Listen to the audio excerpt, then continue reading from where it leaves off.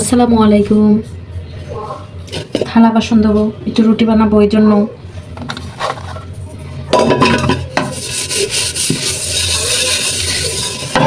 ওই দিক দিয়ে বাবা আর মেয়েটা খাওয়া দাওয়া করে। আমি আজকে বিকালে নাস্তা করে নাই, সেজন্য তার বাবা তাকে খাওয়াই দিচ্ছে। আমি এদিক দিয়ে আবার রাতের জন্য রুটি বানাবো। আমি এটা দিয়ে মেপে গরম পানি রুটি বানাই, তাহলে আমি মাপ করতে পারি না। এটা দিয়ে 1 কাপ পানি আর হাফের চেয়েও আরো একটু কম পানি দিই। এটা এবার বড় করতে থাকো। ওই দিক দিয়ে আমি আরো 2-1টা থালা বাসন দিয়ে ফেলি।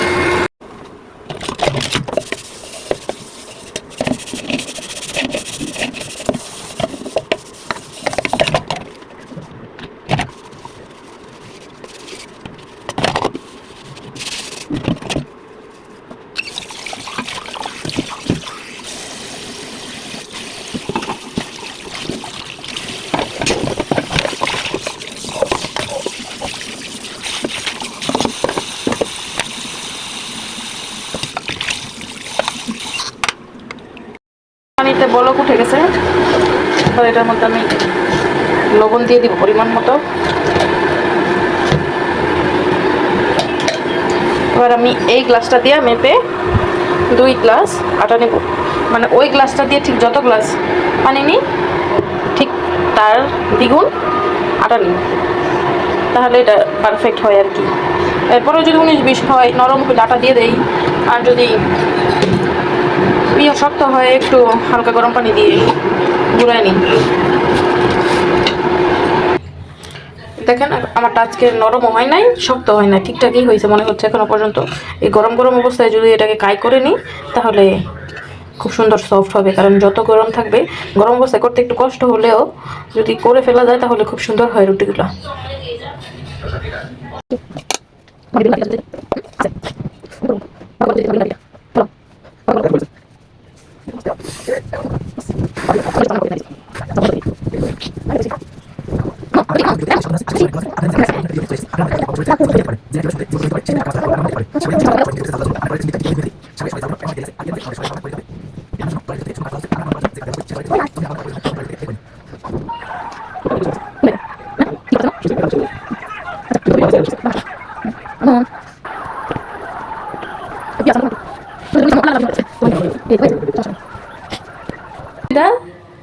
এটা হাই দিয়ে দাও তো,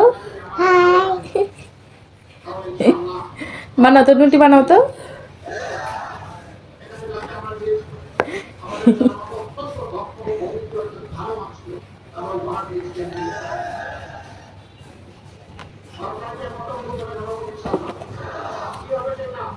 আমি এবার রোদে দিচ্ছি। আচ্ছা, কি বানাচ্ছ? রুটি বাবার জন্য। শুধু বাবার জন্য বানাও, একটু আম্মুর জন্য বানাও। তোমার জন্য বানিয়েছি তো। বানাই ওটা আমার জন্য। তোমার জন্য বানিয়েছি। তো বাবাদের এটা কোথায়? না, আল্লাহ আলহামদুলিল্লাহ বলো। আলহামদুলিল্লাহ। আমি সুন্দর করে আমার এখানে বানাই নি, পরে তুমি আমার এখানে বানাইও। হ্যাঁ হ্যাঁ, আমি এখানে বানাই নেই, পরে আমার এখানে তুমি বানাবা। হ্যাঁ বানা। তোমার শেষ হয়েছে? না, আমার বানাই নেই। তাহলে আমার বেলুন কোথায়? আমি বানাই পরে দিব। হ্যাঁ, আমার বেলুন কোথায়? আমি বানাই পরে দিব। আমি বানাই শুরু। দেখি আমার কোথায়? বাবা দিয়ে শুরু করতে হবে। বাবা বের করে আমার বেলুনটা। আমি জানি তুমি কোথা দাও না ওটা থেকে। ওই ছোট রুম থেকে। এখন দাও। আমি তো রুটি বানাচ্ছি। বড় করে দিতে পারবে না, আমি সাথে রুটি। হ্যাঁ, এই বানাতে দাও। তুমি রুটি বানাবা। এই তুমি বানাতে দাও। আমি রুটি বানাই না, আমার সাথে তুমি বানাই ঠিক আছে। আমি বুঝি বানাও। আসো। বাবা বুঝি। আসো। আপনি তো বুঝি বলো।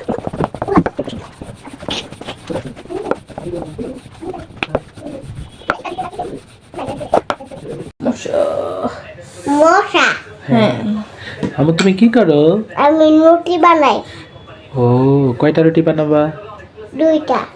আমাকে একটা দিবা? হুম। আল্লাহ, তুমি অনেক সুন্দর করে রুটি বানাইতেছো।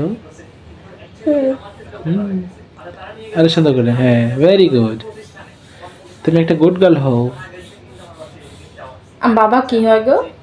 বাবার বাবার পরেই হই। বাবা কি হয়? তুমি গুড গার্ল, আর বাবা কি? বাবা গুড বয়। ও, Very good, মাশাআল্লাহ, thank you. ভুল করছেন না। আমিও না দিয়েছি, আমি তো আমি হয় তোমাকে আটা নিয়ে দিয়েছি। আমার সামনে রাখো আনে। তোমার সামনে রেখেছি, এই যে। তুমি এবার সুন্দর করে বানাও। হ্যাঁ, বানাইছিস। বানানো শেষ। হ্যাঁ। ওয়াও, সুন্দর হয়েছে। এবার গিয়ে আমরা রুটিগুলো রান্না করে আসি। আচ্ছা রুটি তো বানানো শেষ, আমার মেয়ে বানাচ্ছে ওই দিক দিয়ে। এখন আমি রুটিগুলো ভেজে নিই। আজকে কমই বানাইছি। কয়টা রুটি বানালাম? একটাই তো গেলো। একটা, দুইটা, তিনটা, চারটা, পাঁচটা, মানে একেবারে ঠিকঠাক। আমার দুইটা, মেয়ের একটা, আর মেয়ের বাবার দুইটা, পাঁচটা। মেয়ে যদি খায় আর কি, আর যদি না খায় তাহলে তো একটা এক্সট্রা বেশি হলো। আমি মাঝে মাঝে রুটিগুলা 2 বেলার জন্য বানাই তারপর এমনভাবে হালকাভাবে ভেজে ফ্রিজে রেখে দিই, যেন পরের বার শুধু থেকে খাওয়া যায়। এতে করে কাজগুলো আগায় রাখা হয়, খুব তাড়াতাড়ি হয়। কারণ অনেক সময় দেখা যায় সকালে ঘুম থেকে উঠতে দেরি হয়, বা রাতের বেলায় ধরেন ইচ্ছা করে না, সবসময় তো সব কাজ করতে ইচ্ছা করে না, তখন ফ্রিজ থেকে বের করে এভাবে গরম করে খেয়ে ফেলা যায়। ইনস্ট্যান্ট আর কি।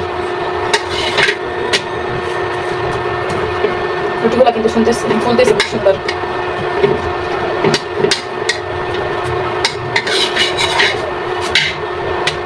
আমার আগে গরম পানির রুটি অতটা ভালো লাগতো না, কারণ নরম রুটি আমার খেতে কেমন জানি লাগতো। এখন খাই, এখন অতিরিক্ত নরম হলে খেতে পারি না, এটা মিডিয়ামটা না শক্ত না নরম। কিন্তু বিয়ের আগে আমি সবসময় দেখা যেত কাঁচা পানির রুটি খেতাম, ওটা শক্ত থাকতো, ওইটা দিয়ে ভর্তা দিয়ে কিংবা গরুর মাংসের ঝোল দিয়ে অনেক ভালো লাগে কাঁচা পানির রুটি খেতে। বিয়ের পরে আস্তে আস্তে আসলে সব পছন্দই চেঞ্জ হয়ে যায়। একটা পরিবার থেকে অন্য একটা পরিবারে গেলে সবার সাথে আমি কিছু মানাই নিবো, ওরা কিছু মানাই নেবে, এটা তো পরিবারের সাথে। আর কাছাকাছি হয়ে গেলে তো নিজের অপছন্দের কথা ভুলেই যায় সব মায়েরাই। আমাদের মায়েরাও এমন করছে, আর আমিও আমার মেয়ের ক্ষেত্রে ঠিক তেমনই। আসলে নিজে খাওয়ার যে অন্যজনের খাওয়াটা ঠিকঠাক হচ্ছে কিনা, বা তাদের পছন্দ অপছন্দ, এই জিনিসগুলি সবচেয়ে বেশি ভালো লাগে। ওরা যদি পেট ভরে খেতে পারে দেখতেছে, বা তৃপ্তি করে খেতে পারতেছে দেখছি, তখন এটা দেখার যে মানে শান্তি আর কোনোটাই নেই। নিজে খাওয়ার চেয়ে বেশি শান্তি লাগে অন্যকে খাওয়ানোর মধ্যেই। আগে বিয়ের আগে খুব একটা ভালো খাবার না হলে যখন দেখতাম আম্মু আমাদেরকে দিচ্ছে বেশি, আম্মু কম নিচ্ছে, বা কোনো সময় দেখতাম নেই না, তখন মনে মনে ভাবতাম আমাদের খেতে এত ইচ্ছা করে বা ভালো লাগে ভালো খাবার, আম্মুর কি ইচ্ছা করে না ভালো খাবার খেতে। কিন্তু এখন বুঝি যে আসলে নিজের সংসার হলে সংসারের মানুষদেরকে নিজে খেয়ে যে আনন্দটা পাওয়া যায়, তার চেয়ে বেশি আনন্দ পাওয়া যায় তাদেরকে খাইয়ে, তাদের তৃপ্তিটা দেখে। এটা হয়তো প্রতিটা মেয়েরই হয়। আমার মেয়ে শহীদ উসমান হাদি গান গজলটা যেটা, এটা শুনতে খুবই পছন্দ করে, এখনো শুনতেছে। ওকে তেমন একটা মোবাইল বা টিভি স্ক্রিন পুরোটাই দেওয়া হয় না। হয়তো এতে করে আমাদের একটু কষ্ট হয়, ওকে বেশি টাইম দিতে হয়, কিন্তু তাও বাচ্চাদেরকে যত বেশি দূরে রাখা যায় সব থেকে ততই ভালো। আমার রুটিগুলো কিন্তু ভাজা হয়ে গেছে। এবার কিন্তু আরো একটা রুটি আছে, একটা স্পেশাল রুটি, আমার মেয়ের রুটিটা, এটা সে দিয়ে গিয়েছে যেন এটা বেজে দিই। এখন বেজে না দিলে তো কান্নাকাটি করবে।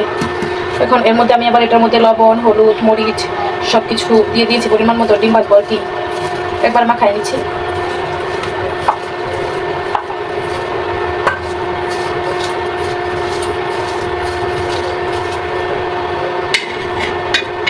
ছোট্ট একটা রুটি, মানে মানুষটা যত ছোট তার রুটিটাও ঠিক তত ছোট।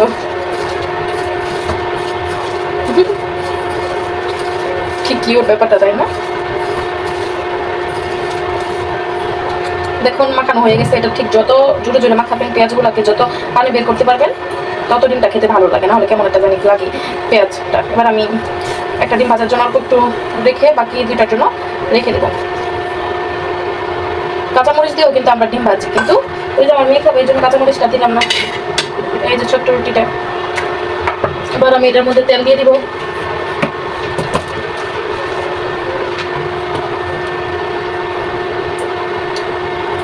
তেলটা একটু বেশি পড়ে গেছে। আমি আজকে বড় করে ডিম ভাজার একটা ট্রিক্স আপনাদেরকে বলে দিব। এই যে এই পেঁয়াজটার মধ্যে সামান্য একটু পানি, ওইটার মধ্যে পানি পড়ছে, সামান্য একটু পানি, মানে যার যার পরিমাণ অনুযায়ী দিয়ে তারপর এটার মধ্যে ডিম দিলে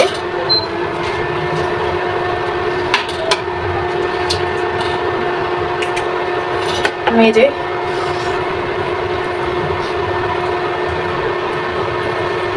ওই ডিমটা একটু বড় হবে আর কি। বড় ডিম খেতে আমার মানে বড় ডিমটা সাইজে বড় করে খেতে আমাদের খুব ভালো লাগে। এই টিপসটা আমি আমার হাজবেন্ডের কাছ থেকে শিখছি, যে একটু পানি দিলে যারা নাকি ব্যাচেলার থাকে তাদের কাছ থেকে টুকিটাকি, মানে ব্যাচেলার থাকতো কোনো একটা সময় মেসে বা কোথাও, ওদের কাছ থেকে খুব টুকিটাকি এসব জিনিস পাওয়া যায় আর কি। বিসমিল্লাহ।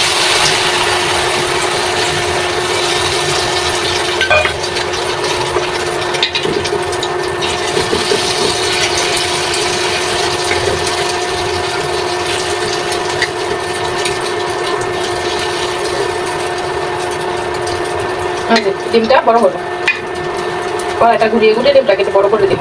তাহলে এটা আরো বড় করে যেত, এতটুকুই রাখলাম। আবার পরের ডিমটা রেডি করে নিই, যেন এটা হয়ে গেলে ওই ডিমটা দিয়ে দিতে পারি। এইভাবে দেখতাম আমাকে বিয়ের আগে, এমনকি এখনো বাসায় গেলে এক হাতে সব কিছু কাটাকাটি করে রেডি করে অন্য হাতে এভাবে রান্না করে। এখন যখন নিজে করি তখন প্রতি পদে পদে এটা মনে পড়ে আর কি।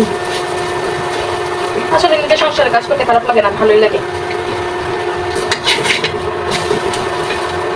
ডিমটা ভাজার সময় আমার একজনের কথা খুব মনে পড়ে, যে আমি আর সে একসাথে এভাবে ডিম ভেজে খেতাম আর কি। মানে তারও বড় ডিম ভাজা খুব পছন্দ ছিল। সে মানে বয়সে খুবই ছোট ছিল, অনেক ছোট, 4-5 বছর। মানে সে রুটিটা শেষ করতে চাইতো না, কিন্তু মানে যতটা ডিম ততটা রুটি খাইতো। এই জন্য আমি ডিমটাকে এতটা বড় করে দিতাম যেন রুটিটা সমান হয়।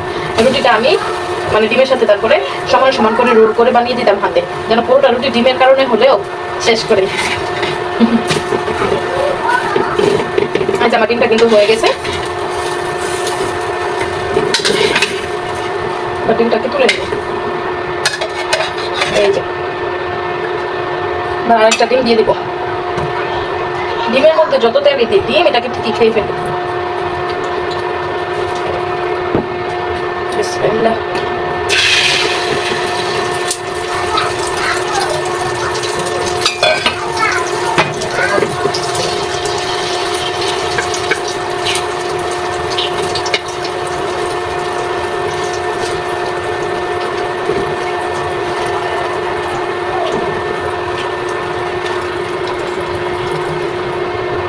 এই ডিমটা ভাজা হয়ে গেছে। এই যে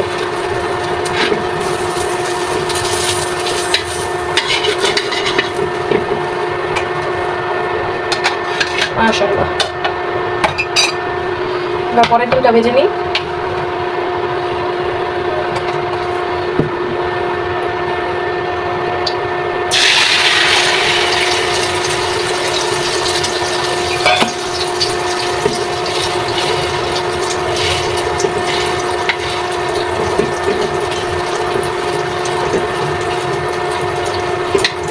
ডিম আমাদের ফ্যামিলির সবার অনেক পছন্দ। ডিম ভাজা হোক, মানে ডিম পোস্ট হোক, ডিমের অমলেট হোক, ডিমের তরকারি হোক, কোনোটাতেই না নেই আমাদের সবার। মানে ডিম হলে আর কোনো কিছু প্রয়োজন নেই, সেটা ভাতের সাথে হোক, পোলাওয়ের সাথে হোক, কিংবা রুটির সাথে হোক, আমাদের এত পছন্দ। ডিম ভাজাটা হয়ে গেল। আমার মেয়ে আর আমি যেহেতু একসাথে খাবো, ওকে তো খাওয়াই দেওয়া লাগে, জন্য ওটা আমাদের সাথে, আর ওবার আবার আরেকটা প্লেটে দিয়ে দিচ্ছি একসাথে দুইটা। এই কেমন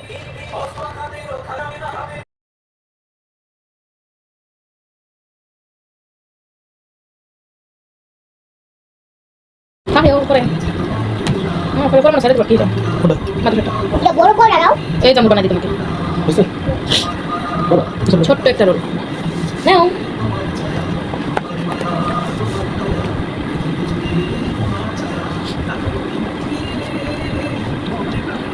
ভালো লাগে করি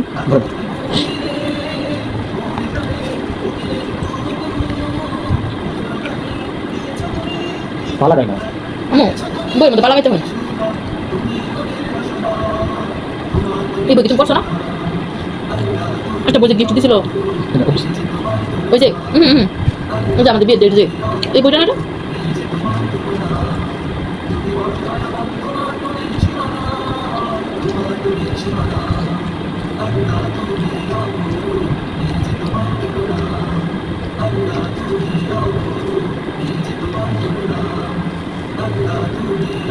কথা বলিস না।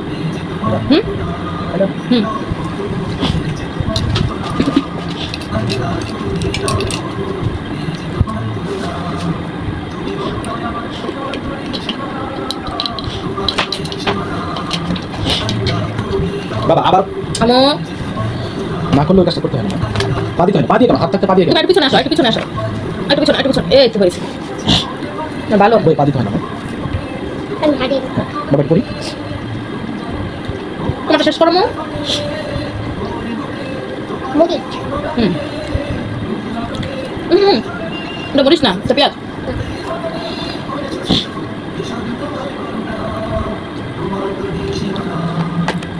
কেন কেন এমন করলাম?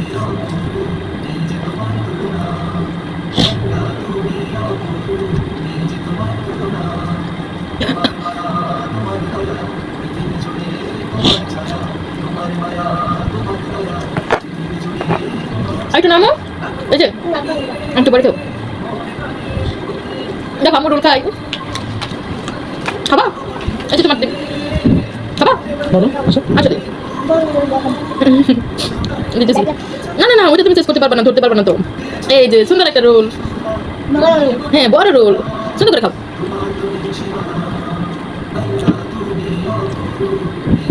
তুমি আমার তোমার চেয়ারে বসো। বস তোমার চেয়ার।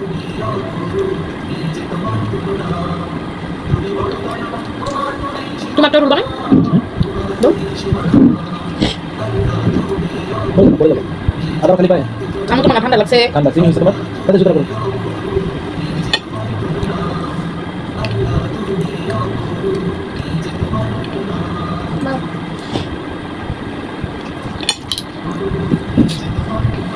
খাও খাও, বাবু একটু গ্লাসটা দাও তো গ্লাস একটু গ্লাসটা দাও তো, মাম খাবে। ঠান্ডা লাগবে। একটু বাবা বাবা, নামো বাবা না, না। ওটা- বাবা এনে দিচ্ছে, দাও এটা ধরো নামো, এটা বাবা করবে।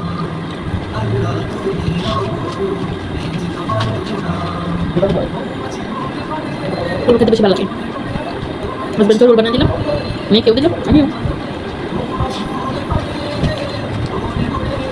নামো নামো। আর খাবো এক বেটা চলো এটা শুধু খেয়ে ফেলো, না এটা রোল বানিয়ে দিব ডিমটা, এটা মামটা খেয়ে নাও। এই হচ্ছে আমার মেয়ের খাওয়া, শেষ করে নেই, দাঁড়াও দিই।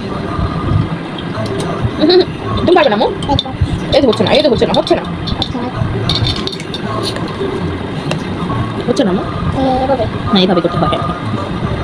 ডিমের রোল যাও, মেয়েটা খাই।